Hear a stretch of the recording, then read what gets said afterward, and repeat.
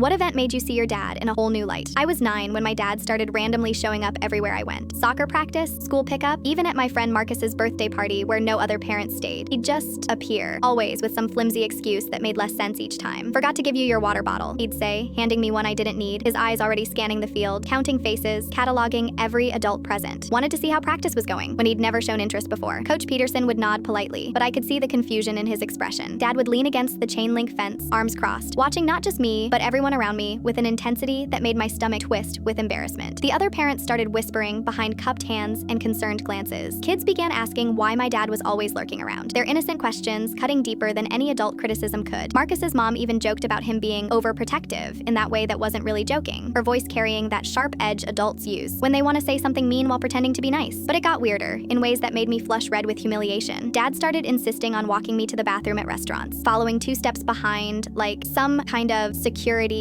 detail. He'd stand outside the door, checking his phone like he was busy handling important business, but I knew he was listening to every sound, timing how long I took. At the mall, he'd position himself strategically where he could see the restroom entrance, pretending to browse his phone or study store windows while keeping that same watchful intensity. Dad, this is embarrassing, I pleaded after he followed me to a friend's house and didn't leave when the other parents did. I could feel my face burning as my friends exchanged those looks kids give each other when someone's parent is being weird. Everyone thinks you're crazy. Just checking something, he'd always say, that same vague response that explained nothing and everything at once. His jaw would tighten slightly, and he'd get that distant look in his eyes like he was calculating something I couldn't understand. My friends thought it was weird. Their parents thought it was weird, and I could feel their judgment radiating from polite smiles and awkward small talk. Even my mom seemed confused, but defended him with the fierce loyalty that married people have. Your father loves you, she'd say when I complained, but there was something in her voice that suggested she didn't fully understand his behavior either. The final straw came when he showed up at my sleepover at Jake's house at 9 o'clock at night. Jake's dad answered the door, clearly annoyed and suspicious of any adult arriving unannounced after dark. Everything okay here? My dad asked, peering inside past Jake's father, his gaze sweeping the living room where we had our sleeping bags arranged. I wanted to disappear into the carpet, to evaporate into nothing rather than face the questions and weird looks that would follow this moment for weeks. Last month, while going through old emails for a school project about family history, I found a thread between my parents from that exact time period. The subject line made me freeze in place, my blood turning cold. Convicted predator living on Maple Street. The emails detailed how a registered sex offender had moved into our neighborhood just weeks before Dad's behavior changed. His preferred method, according to police reports Dad had somehow obtained, was befriending children in public restrooms, at parties, anywhere parents weren't watching closely. The man had been convicted twice before. My dad wasn't being paranoid or overprotective or crazy, he was hunting.